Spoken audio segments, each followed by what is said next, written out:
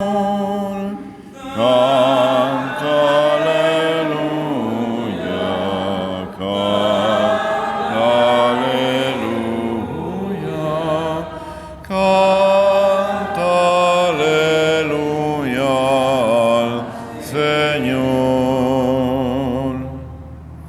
El Señor esté con ustedes. Lectura del Santo Evangelio según San Marcos.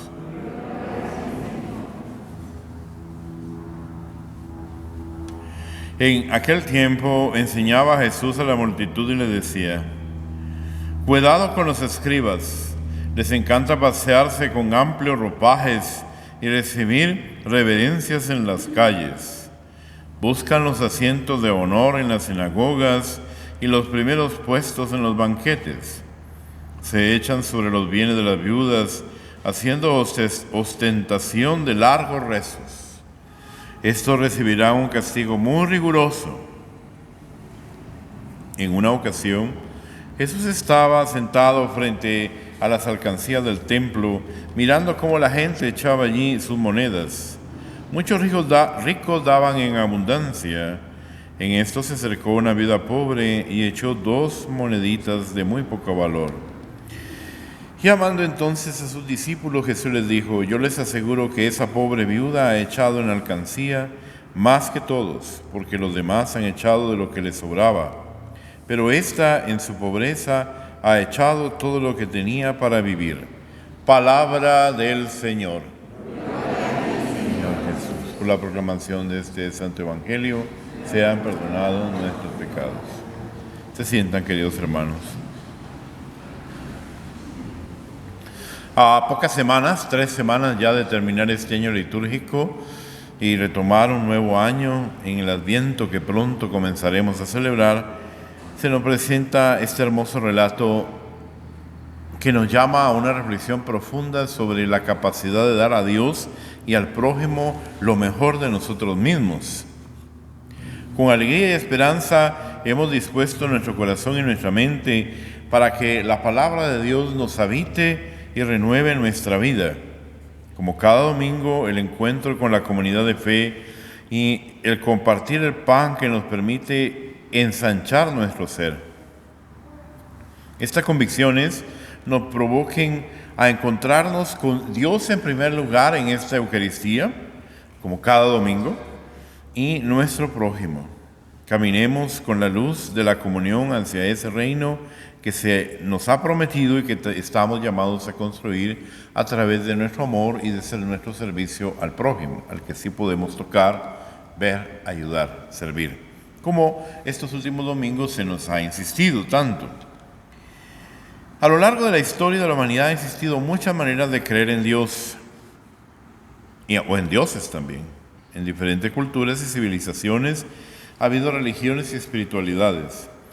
Pero sin lugar a dudas, el pueblo israelita es un símbolo, porque es el pueblo que por excelencia ha creído en el único Dios verdadero que Yahvé, en el que también nosotros entramos en comunión con ellos para creer en Él y ponerlo en el centro y fundamento de todas nuestras acciones, de toda nuestra vida, de todo lo que somos. Sin Él, esta vida pierde sentido de eternidad, sentido de trascendencia, de tener algo más que esperar que no solo sea lo que podemos lograr con nuestro esfuerzo y trabajo cotidiano. Esta era una tentación muy frecuente en tiempos también de Jesús. Aunque unos 100 años antes ellos comenzaron a creer que había otra existencia humana con Dios, y aunque algunos profetas y algunos textos del Antiguo Testamento previos, en los siglos anteriores mencionaban algo, puede que exista algo más que esta vida, siempre quedó presente esa manera de pensar diciendo: no, todo lo que podemos lograr en esta existencia humana vale la pena. A lo largo de la humanidad entonces constituyen estas respuestas distintas, muy humanas, a la experiencia de lo trascendente.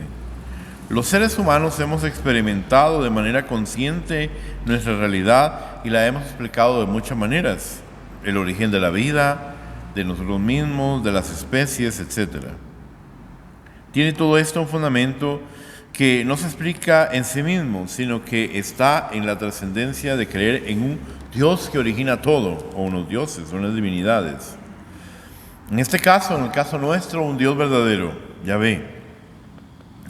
Esta presencia respondemos a ella con oraciones, con nuestros ritos y celebraciones litúrgicas. Con más o sus menos, así han tenido su razón de ser cada una de estas religiones, incluida la nuestra. Para nosotros cristianos, católicos, nuestra experiencia fundante no solo es la de Dios, de la que ya he hablado, y que hacía esperar a esta vida y decir, bueno, vamos a hacer este pan y después moriremos.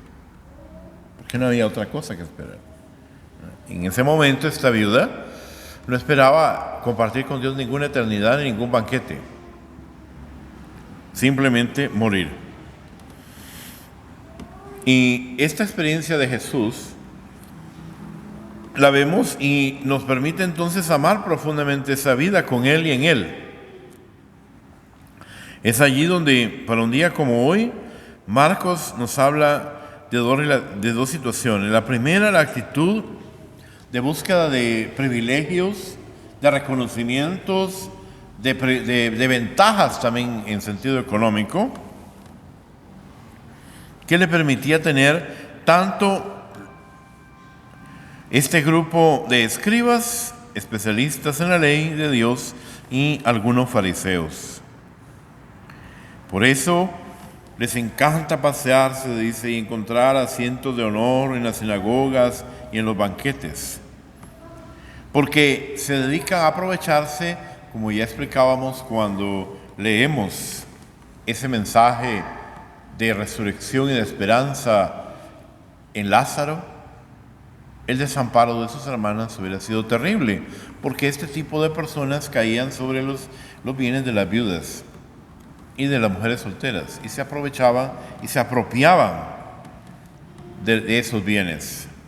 Por eso, en un día como hoy, en primer lugar, Jesús pone en evidencia que ellos buscan ventajas, aprovecharse del dinero de los pobres, de los desamparados, especialmente de las mujeres.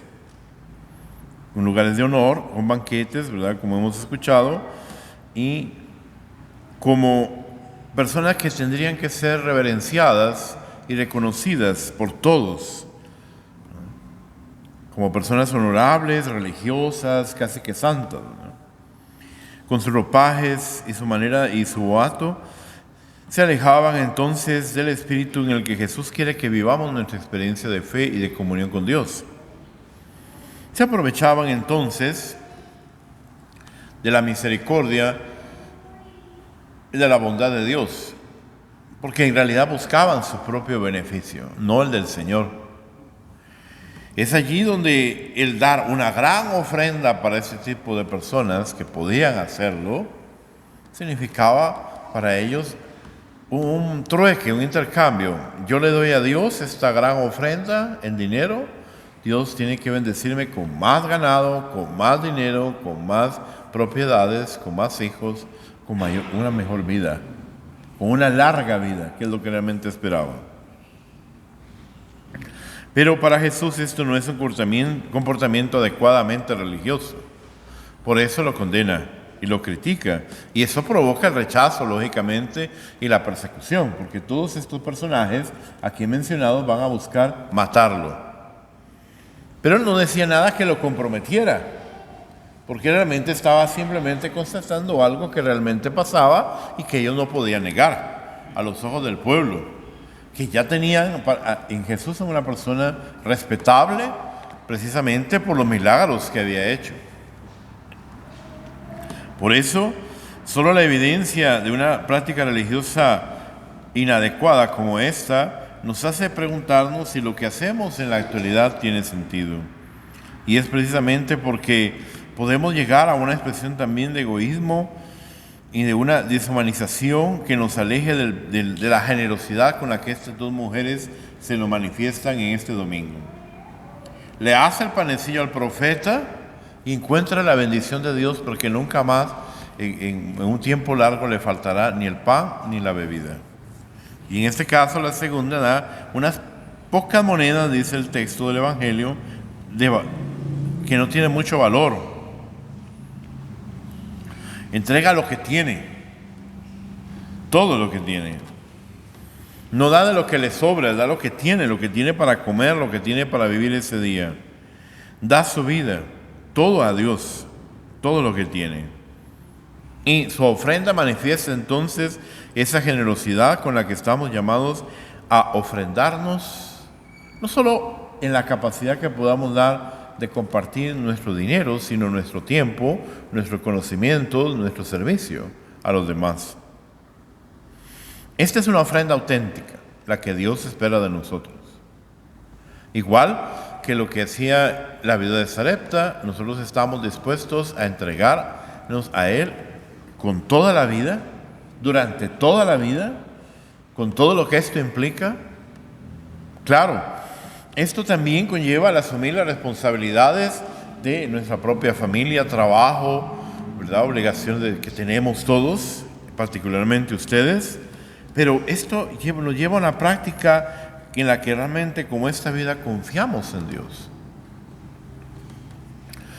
Nosotros entonces, como cristianos, no vemos la pobreza como un castigo divino, sino como una prueba, un momento que toda persona tiene que enfrentar y de la que tiene que luchar con su trabajo honrado y honesto, con su esfuerzo e inteligencia para salir de ella, pero con una buena formación. Es allí donde es la ofrenda de esta viuda, que entrega todo al igual que la que da de comer Elías, la que les hace que Dios responda para que no le falte el pan, la bebida, la esperanza. Al celebrar entonces este domingo a estas dos mujeres en su generosidad, también comprometámonos a compartir todo lo que somos con los demás, a compartir no solo con Dios lo que tenemos, sino con los que nos rodean. Que el Señor nos anime y nos bendiga de tal manera que podamos superar cualquier dificultad con la ayuda de Dios y con nuestro esfuerzo. Que el Señor sea para nosotros el motivo, como para esta viuda, dárselo todo a Él, entregárselo todo, para que, conociendo la generosidad de Dios y agradeciéndole también, podamos compartir con los demás nuestro bienestar, nuestra tranquilidad, nuestra comida, nuestro conocimiento, nuestro servicio. Que el Señor nos anime, como esta viuda, a entregarnos realmente al Señor siempre. Amén. Nos ponemos en pie